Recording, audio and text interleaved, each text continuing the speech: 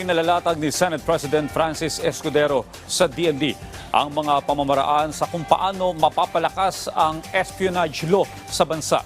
Pinag-iingat naman ng mga senador ang COMELEC sa pagproseso sa ilang kandidato na posibleng maging kaparehas ng sitwasyon ni dismissed Mayor Alice Guo. Yan ang ulat ni Daniel Manalastas.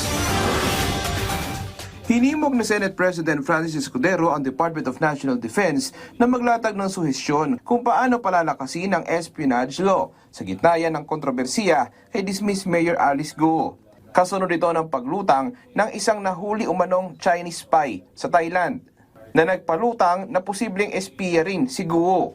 So magandang malaman mula sa kanila mismo, kaya nga amin na, anong gusto nilang pagbabago na gawin doon para mapag-aralan namin?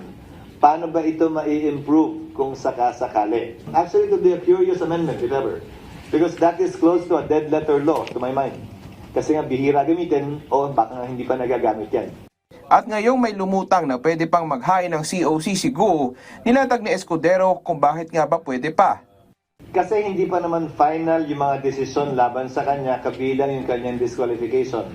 Maraming mga politiko, incumbent man o natanggal sa pwesto, na pwede pa rin tumakbo dahil hindi pa final and executory yung mga desisyon laban sa kanila. Pinayuhan naman ni Senate Majority Leader Francis Tolentino ang COMELEC na maging maingat sa posibilidad na may kaparehas sa senaryo kay Guo na maaaring tumakbo sa Hatol Lambayan 2025. Payo naman ni Senate Minority Leader Coco Pimentel, kilatisin lahat ng kwalifikasyon ng mga kandidato. Kailangan daw maging maingat pero hindi kailangan magpanik. Kung si Senator Grace po naman ang tatanungin, ang kasalukuyang paghahain ng COC ay magandang oportunidad para mapatigil ang iligal at di katanggap-tanggap na individual na makapasok sa ating electoral system.